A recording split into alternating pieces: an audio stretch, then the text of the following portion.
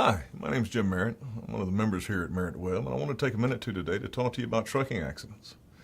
Trucking accidents are horrific kinds of cases. There's a good reason for that, kind of based on physics, if you will. Tractor trailers weigh, on average, 12 to 15 times more than regular cars do. So if there's a collision, especially a high-speed collision between a tractor trailer and a car, the results are going to be horrific. The injuries are going to be horrific and life-changing, and oftentimes life-ending. The greatest number of fatalities and these sort of accidents happen when a car and a tractor trailer collide. Also means that the person driving the car, who we would be representing their estate, oftentimes isn't around to give their side of the story, which is different from most auto accidents. Trucking accidents, when they happen, have a lot of issues in them that you don't find in auto accidents. For example, a lot of trucking accidents, the majority of them in fact, happen at night. A lot of times there's no witnesses to a trucking accident except for the driver of the truck and the driver of the car. And oftentimes the driver of the car is no longer around to give his side of the story. So when we are contacted about a potential trucking accident case, we try to get out to the scene as quickly as possible. We try to gather as much evidence as we can so that science can testify when our client can't.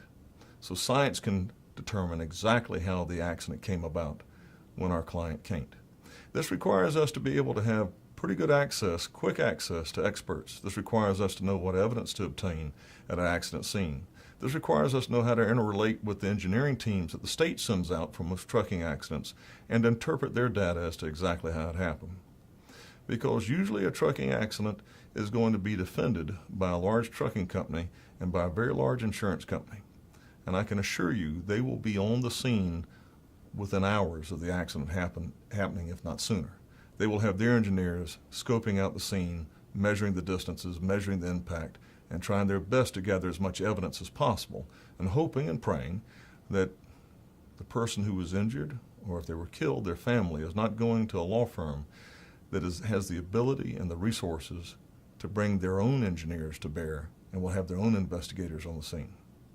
Now, there's a lot of things that go on with trucking companies that are ruled by or governed by federal law.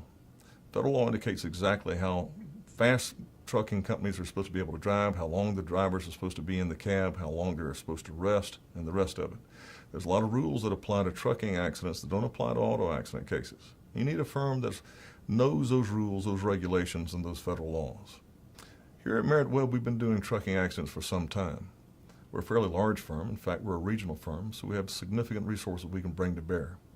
And we can invest in these kind of cases at a level that is necessary in order to obtain the right engineers, the right investigators, so that we can use both physics and science to testify when perhaps you or your loved one cannot. So, if you've been involved in a trucking accident and you have significant injuries or have lost a loved one as a result of it, you might consider coming to us. If you do, we promise you we'll do the best we can.